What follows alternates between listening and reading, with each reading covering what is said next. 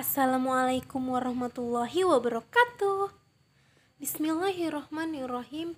Ya ayyuhallazina amanu hal adulukum ala tijaratin tunjikum min ajabin alim. Tu'minuna billahi wa rusulihi wa tujahiduna fisabilillahi bi amwalikum wa anfusikum jalikum khairul lakum in kuntum ta'lamun. Shadaqallahul azim. Halo semuanya, perkenalkan nama saya Selvi Yolanda Sembiring. Di sini saya sebagai moderator sekaligus pemateri utama. Teman saya bernama Dede Junaidi sebagai pemateri kedua dan Hartati Putri sebagai pemateri ketiga. Kami di sini akan menjelaskan mengenai statistik inferensial. Baiklah, langsung saja saya mulai mengenai statistik inferensial. Yang pertama adalah pengertian statistik inferensial. Statistika inferensial yaitu serangkaian teknik yang digunakan untuk mengkaji, menaksir, dan mengambil kesimpulan. Menurut data yang diperoleh dari sampel untuk menggambarkan karakteristik atau ciri dari suatu populasi. Oleh karena itu, statistika inferensial disebut juga statistik induktif atau statistik penarikan kesimpulan.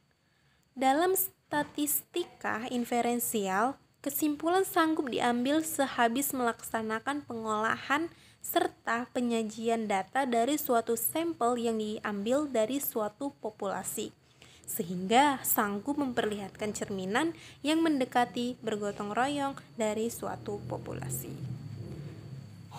B. Fungsi dari statistik inferensial. Yang pertama adalah generalisasi dari sampel ke populasi. Yang kedua, uji hipotesis, membandingkan atau uji perbedaan atau kesamaan dan menghubungkannya, yaitu uji keterkaitan kontribusi.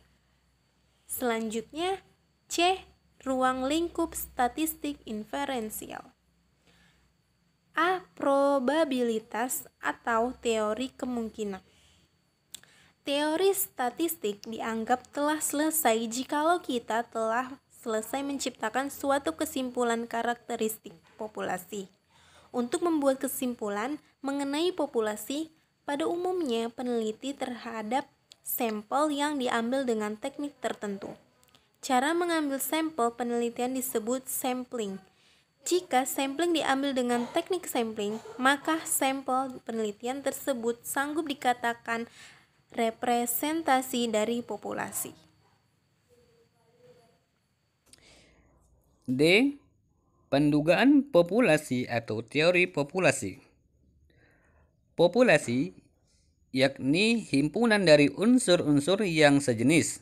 Unsur-unsur sejenis tersebut sanggup berupa manusiawi, hewan, tumbuh-tumbuhan, benda-benda, zat cair, insiden, dan sejenisnya. Besarnya populasi sanggup terbatas dan sanggup tidak terbatas. Populasi dari mana sampel diambil disebut populasi induk. Melalui teknik pengambilan sampel yang reliable, kesimpulan penelitian sanggup digeneralisasikan. E. Uji hipotesis. Uji hipotesis yakni metode pengambilan keputusan yang didasarkan dari analisa data, baik dari percobaan yang terkontrol maupun dari observasi atau tidak terkontrol. Dalam statistik, sebuah hasil sanggup dikatakan signifikan secara statistik jikalau kejadian tersebut hampir mustahil disebabkan oleh faktor yang kebetulan sesuai dengan batas probabilitas yang sudah ditentukan sebelumnya.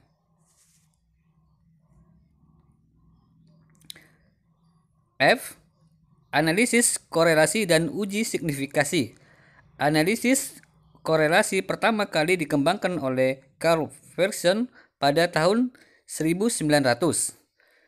Tujuan dari analisis ini yakni untuk menentukan seberapa erat hubungan antara dua variabel Definisi analisis hubungan dinyatakan sebagai berikut.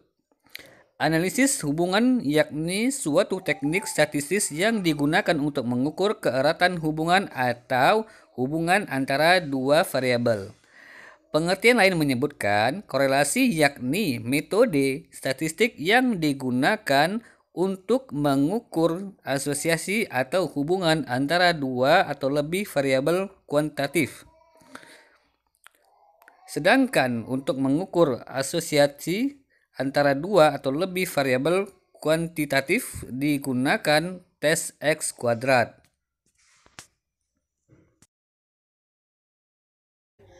Analisis regresi untuk peramalan. Analisis regresi dalam statistika yakni salah satu metode untuk menentukan hubungan sebab akibat antara satu variabel dengan variabel lainnya.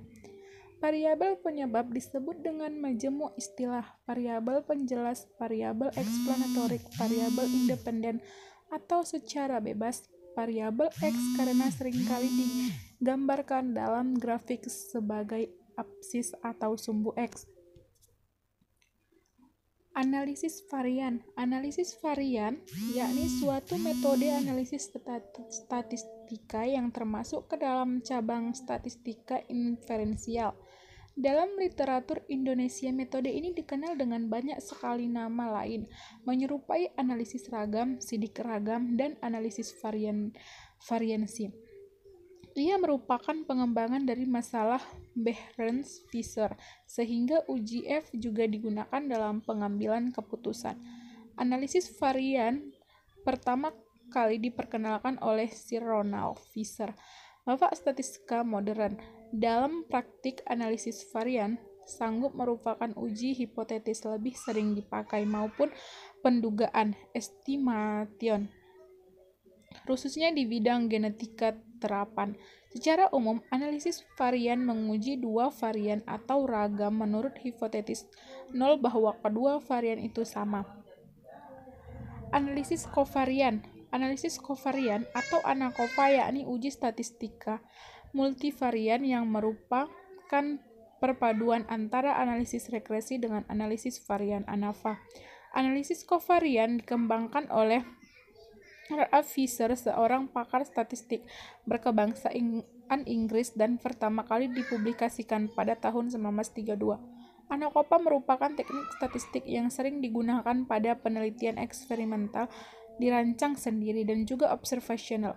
Sudah terjadi di lapangan. Dalam penelitian, tidak jarang terjadi satu atau lebih variabel yang tidak sanggup dikontrol oleh peneliti, lantaran keterbatasan penyelenggaraan eksperimen atau lantaran alasan lain, padahal peneliti sadar bahwa variabel-variabel tersebut juga mempengaruhi hasil eksperimennya. Baiklah, sekian penjelasan mengenai statistik inferensial. Bila ada yang kurang, kami mohon maaf. Nasru minallah wa fathu qarib wa basyiril mu'minin. Shadaqallahul azim. Wassalamualaikum warahmatullahi wabarakatuh.